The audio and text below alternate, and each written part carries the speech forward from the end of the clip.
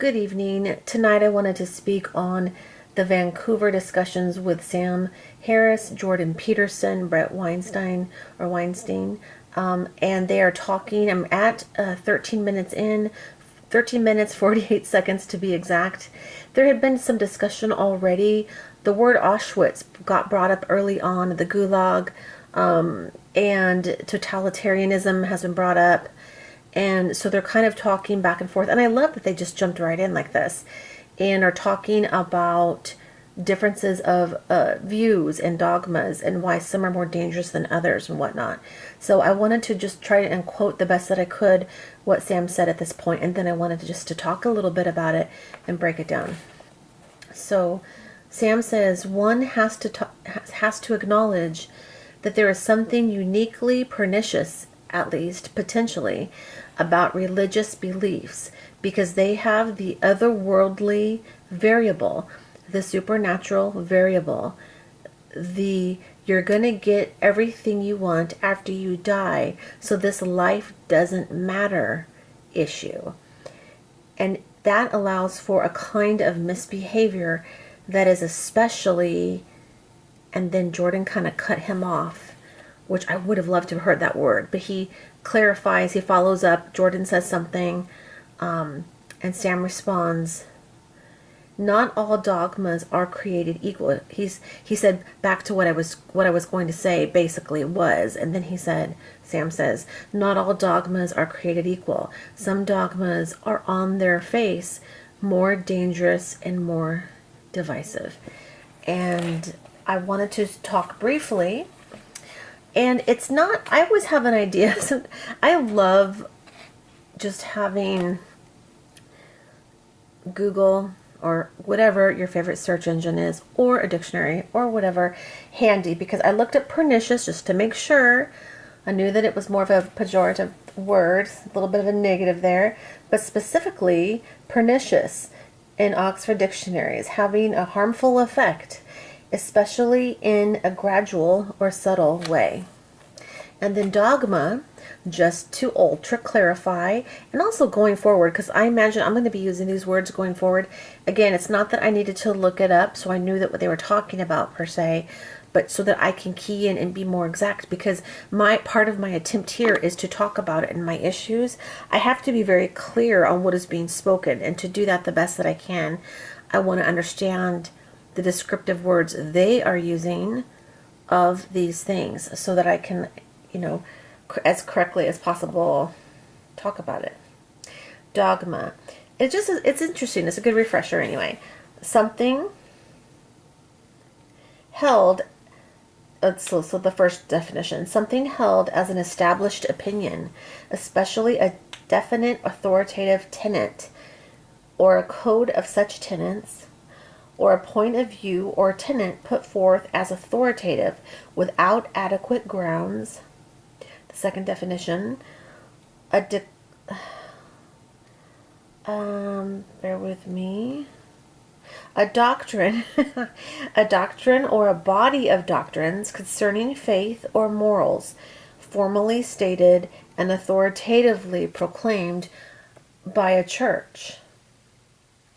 So there we go. So we're talking about Sam wanting to really key in Jordan and his, I don't want to use the word supposed, taking the other side of what Sam's talking about, or where they're going here, is taking some issue and really trying to get, this could be my take, I could be wrong, but I think that Jordan is just really trying to get Sam to be fair to the idea that there's non-religious, non-theistic views out there that people hold. So it's kind of like a lack of a view, a lack of a belief in religion, a lack of a belief in a God, and how those people can equally have very harmful things that come out of them, issues that crop up that had absolutely nothing to do with religion. And so I think that's equally fair. And I got to try so hard to not go off onto so many rabbit trails. I'm going to try to stay focused here. So this is when it's interesting because Sam really wants to zone in on and key in on and continue. And I've seen all four now, so I can kind of say that, even though I'm just talking about the first discussion here, in the first 20 minutes. Sam really wants to drive home the point that religious beliefs are particularly pernicious, particularly filled with dogma and dangerous. And so, again, I would just say to that, equally, views that lack any belief in any religion and views that lack any belief in a God could equally be pernicious, as we've seen. And fairly recently, compared to in the far distant past. And then the dogma, as far as something held as an established opinion, I think that's a lot of what Sam is trying to do in part. He's trying to get a lot of his views as established opinion. And part of, I think, how they're going about getting this done is to bring in somebody like Jordan, who was seeming to take an opposing viewpoint, but in essence still kind of dragging this whole thing a little bit over to that side by not fighting it really too hard, not really standing up to what I think can be kind of dangerous, kind of very off-putting and putting down of huge groups of people without sufficient warrant. Where it is warranted, I agree with Sam. Where it is not warranted, and that's most often the case that I'm observing, it's not warranted. But anyway, moving along, I just think that it's a good position for Jordan to say to Sam, hey, be fair now. You see this kind of thing on both sides. That's actually true, no matter how much Sam tries to just assert otherwise. And that's basically what it often comes down to. If you pay attention closely and you listen closely, it's in essence, no, it's not. It's particularly pernicious. The dogma is bad. I hear what you're saying, but obviously, and then fill in the blank. And Sam's just, in essence, reasserting his opinion, as if that's the kind of thing that could make it so. And then you have to move on. The night goes on. The discussion moves forward. And it doesn't really get challenged. And that's part of what I want to do here, is just challenge that. Ideas like that are being kind of given off this impression that they do go through, but they don't go through. Now, if they do go through, I just want to be clear. If anyone's listening to this, I will be fair when I see an argument actually go through or carry through, or an argument it follows. There's an argument made, it's suggested, it's put out there in some form or fashion. That argument is either made or it's not. And it actually doesn't matter what level of denials are given. Even if someone said he didn't make an argument, but he actually did, the truth of that is still out there. And I think that's what we're all here to discover, so that we're not deceiving ourselves. Me, I don't want to deceive myself. You, I hope that you don't want to deceive yourself. No view is really worth hanging on to if we have to deceive ourselves to do so. Moving right along. So I wanted to talk about this particular quote from Sam because it has jumped out to me now a couple of times. And of all the things, and I've already been pretty outspoken about him, this one makes me like kind of almost like jerk my head back, like, what did he just say? What did he just say? It's the strangest comment, and here it is again. When he talks about the otherworldly variable, the supernatural variable, and this in particular, listen carefully, you're gonna get everything you want after you die, so this life doesn't matter issue that allows for a kind of misbehavior that is especially, and then he went on later to talk about divisive, and dangerous. So, okay, to clarify something, I'm not claiming to speak for all religions, but I do know the ones that I know, and in particular, Christianity. I've studied it a lot of my life. I feel like I know the ins and outs, the ups and downs, the good, the bad, and the ugly the accusations. I've kind of know that one the best. So I feel like, lest I sound so bold, sorry about that if so, but in fairness, I really do feel like I can speak on it. And the basic classical form of Christianity, that's just the bare bones biblical account of Jesus, the Christ, that Christianity, what that is, I feel like is so distorted, so misunderstood, but also purposely misunderstood, or purposely, like, people listen to people who completely butcher the thing over and over.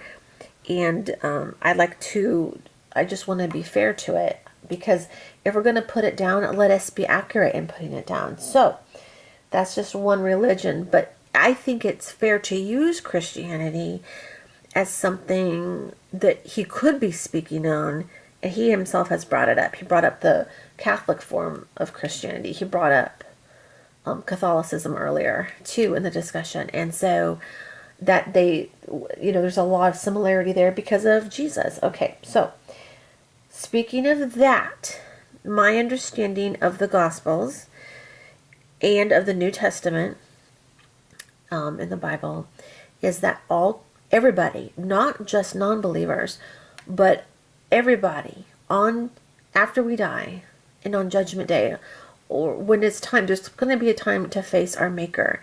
And if it's all true, whatever is true, if God is that mind that is what I think is needed as sufficient cause for the effect we see in this universe, it's kind of fair that at some point we all meet face to face, as scary as that could be, or whatever you want to call it. If his terms are as they are laid out in the Bible, in the New Testament in particular, I just want to make this point without trying to get overly flowery there. It's going to be kind of a bummer for each of us to stand before God, humbling, even Christians. Christians, the idea that some are forgiven because they have been sorry for what they've done, not just to people that they've harmed on earth, but apologetic to the perfect creator of everything, so that there's forgiveness there. Even those people, we have to give account. My understanding is we have to give account for every word, even. So I just want to kind of really crush this idea that is pretty rampant in circles like the kinds that Sam seems to be kind of found, the kind of discussions I see surrounding ideas like certain aspects of atheism and whatnot, and humanism and whatnot. Christians don't get a free pass. It's not an easy road, because there might be an eternity one day. And I don't know what he's talking about. And this is somebody who cares about that other supernatural, the otherworldly idea of heaven. I guess, is that what he's talking about? You're going to get everything you want. Can he clarify? Can somebody help me here? Now, here's why. I'm not just trying to put down, I'm not at all. Help me out here, because I've actually been thinking about this particular comment for several days. No joke. I really would like to know what he means, and I'm trying to think about it from every angle. So, because it's not obvious to me. It is not obvious to me at all. Now, that could be a failing on my part. If anyone's listening and would love to weigh in the comment section, please do. I'm dead serious. I am at a complete loss here of what he's referring to when he says that you're going to get everything you want after you die. So this life doesn't matter issue that allows for all kinds of misbehavior. I almost think it's the opposite of that, because it is the otherworldly, the supernatural, the facing your Maker in heaven before God Almighty.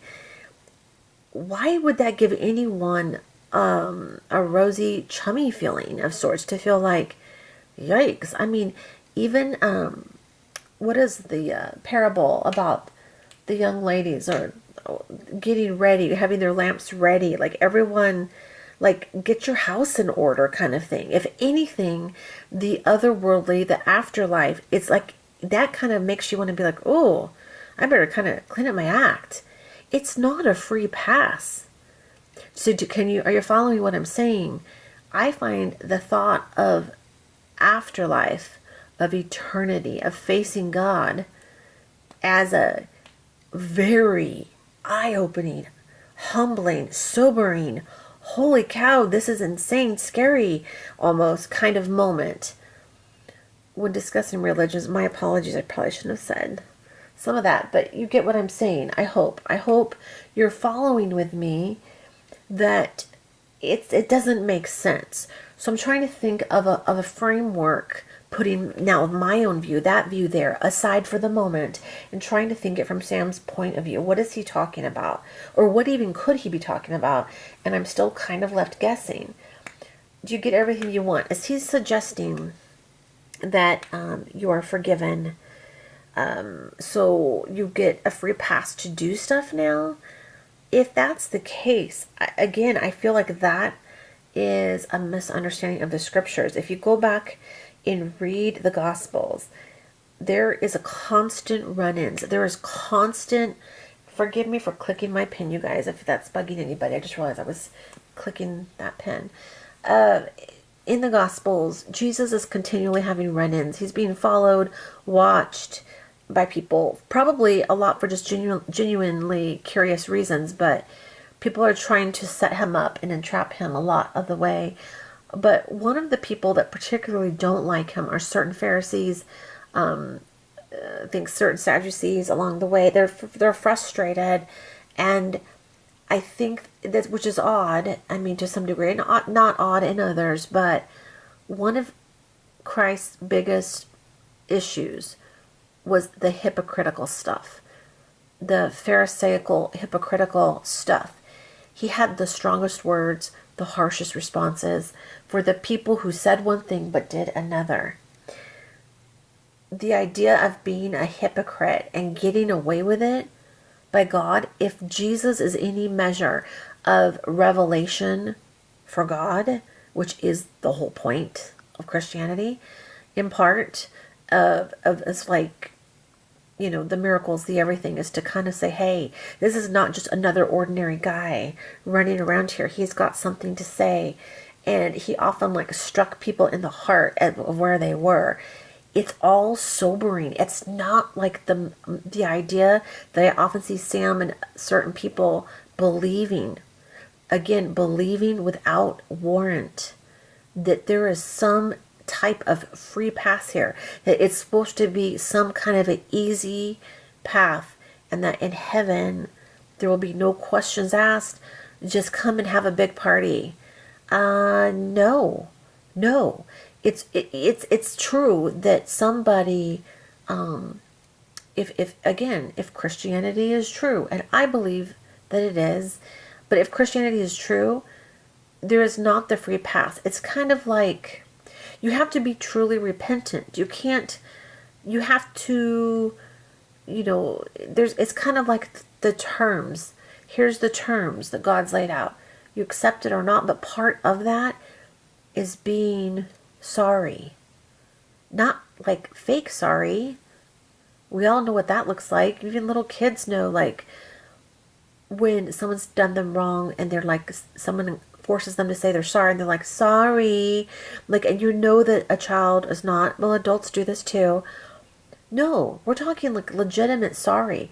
You can't just abuse the forgiveness of Christ. You can't. So, and on that note, if part of the reason this belief is held, and I'm trying to be fair here, is because of the people that continually abuse the grace and goodness of God, I am sorry. See how this hurts the whole endeavor, the whole mission. It hurts the whole point. It is not meant to be the case to continually disregard the offer and the punishment that Christ took for our sins when he was an innocent. He did not deserve it. So by being sorry and accepting that gift. It's like choosing to open that gift that is extended for anyone who would just believe. How would you abuse that and want to just live a sneaky life, and as Sam says, allows for all kinds of misbehavior that is especially, you fill in the blank there, but something having to do with dangerous and divisive, maybe even heinous is almost a word it seems like I've heard that in a different comment somewhere, but I won't assume that's how intense he meant it. So whereas, and all views have to be compared equal here, for atheism, again, that view also has to answer, what are the dogmas, if anything at all, let's flip this coin. There's no afterlife. There's no meeting your maker. There's just this life. I get to do whatever I want. I don't have to ever answer. Guess what? If there was ever a person that wanted to live freely and get to do whatever they want, no questions asked, no responsibility needing to be taken, wouldn't it be that view? Wouldn't it? I'm asking honestly, before anyone has a knee-jerk visceral reaction, please bear with me. This needs to be asked of all of us, each of us, because of what I believe might be distortions, which, if you agree with the distortions and can somehow just feel like you got away with it, I think the truth is where the truth is at, no matter what that is. That should be the thing we're trying to discover. It makes sense that if there's no one to say, let's look at this code, this unwritten somewhere code, but it's like in each of our hearts. We kind of know a lot of things without having to ever really be told. When we meet that mind that put that there, that's what I believe anyway, and that's part of what Christianity is. It makes more sense that that's the scarier moment. That's the one that that can truly temper a person. Accusations and assertions do not rise above the truth and actuality of things. Period. They do not. And anyone who tells you otherwise is not being honest with you. They're not. So, now, it doesn't deny the fact, in fairness to Sam, I can think of scenarios right now where people do take advantage and they do great harm to the gospel of Christ. And often the people that do the greatest harm are in positions that should know even better than the rest. Again, if you please, I almost beg you, for the sake of all things good and just truth, since that seems to be a recurring theme even with Sam, or not even with Sam, but you know what I'm saying. The Bible, the scriptures, the Gospels, the New Testament does not promote poor behavior. It shows the opposite, and it shows a tougher walk for the person who has it. It's a tougher choice. It shows a very strong person who's willing to say, wow, I have to put this part of my sinful self to the side. It's the more narrow path. Please be fair. If you're going to attack religions and worldviews, please attack them fairly. It would be much more fair to say of Christianity, if you really don't agree with it and don't like it, it would be much more fair to say, I do not like the words that Jesus taught. It would be much more fair to say that. To say, I don't like the idea of having to ever answer to God. I don't believe that Jesus, that all his actions, his ability to forgive and do miracles and be revealed and still be talked about today, I don't buy that. It would just be more honest than to distort what he taught in order to reject it. And if that's not the reason for distortions and encouraging others to like ditch these ideas, to retire these ideas, to put them to rest, then what is going on? So that's all I'm saying. Again, and if nothing else, Sam has put himself out there as a spokesperson along with Jordan Peterson, Brett Weinstein, and I just wanted to say that that's why I'm referring to him. This is not an attempt to just go after Sam. I disagree with him quite a bit, but if I am right, then this could potentially really hurt him. But I can't, if you can point out that anything I'm doing wrong that's being unfair or inconsistent or not in keeping with what we're talking about, please, share that with me too, because I have to be willing to stand by my own set of values I'm asking others to do the same with. So if Sam is not in a true, fair apprehension of things, I feel like that could potentially hurt him or anyone who agrees with him. And especially when we're talking about life and death matters here. Like the things that happened before we were born, the creation of the universe. There's some claims out there with Christianity, Judaism, and a lot of different worlds, views and religions. It kind of matters. So this is not just, like, say, political. This is not just fleeting stuff.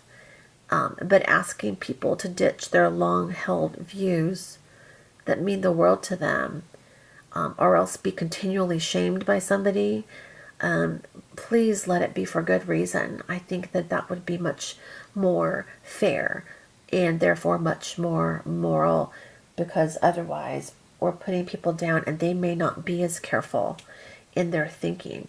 And we wouldn't want to abuse a platform, an opportunity. We would want to look, and to be the very things, dangerous and divisive. So he's against being dangerous and divisive. So am I.